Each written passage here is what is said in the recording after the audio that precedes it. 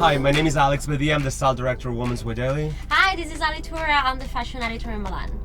We are going to talk about trends and some highlights of the Milan Fashion Week that just finished today.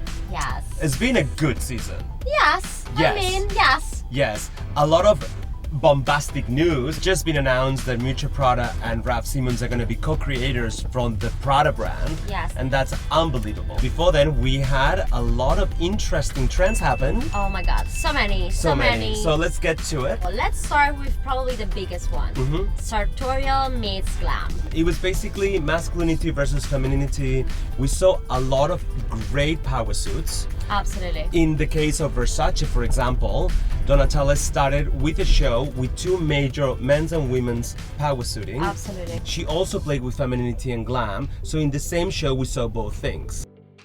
For example, at Prada, Miuccia managed to combine the two different trends. As well. There were all these like impeccable suits with like exquisite decorations, sparkling decoration. It was really intriguing to me. I think at Fendi also. Fendi was a different type of glam though, because it was a lot of daytime glam that we love. So much sophisticated with the big sleeves and the construction. Yes. It was beautiful. Yes. But they also were some tailoring moments there. Absolutely. Very sculpted.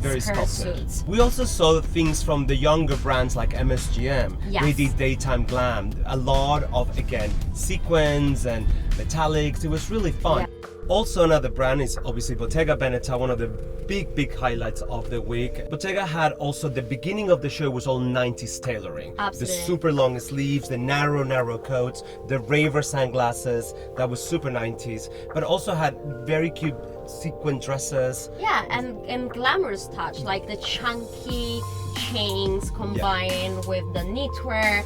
It was extremely exciting. Another big trend though, that you and I love, was fringes, okay? Fringes all over the place. All over the place. You mentioned Prada. Yes. Prada, totally. the first look was basically that combination of sartorial and fringe skirts. We're not talking about embellishments, we're talking about garments constructions made out of fringes. Yeah, Bottega, they had fringes. Everywhere. Oh, Boss, a lot of fringes. I mean, minimal, yes. but peppered by fringes.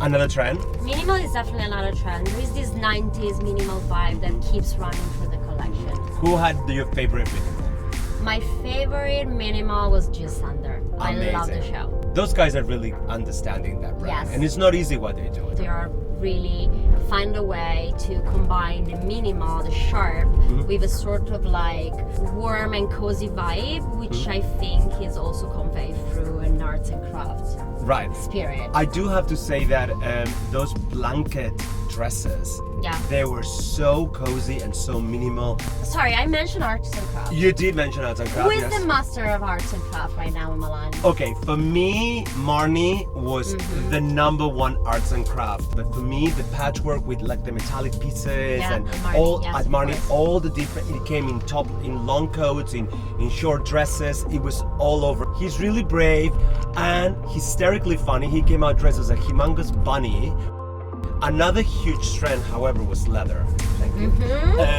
Leather has been going on for a while. Yes. It's been dominating. I do think that we should give that to Bottega Veneta as being what we call the Bottega effect. It has dominated tremendously. But we saw leather everywhere. In the case of Ferragamo, for example. Oh, Ferragamo. Head to toe leather looks. All the dresses. So many leather dresses this Leather season. dresses. If you want to buy one leather piece, buy a leather dress. And the leather boot that goes with it, obviously. Yeah. Who else had leather? Oh, Fendi.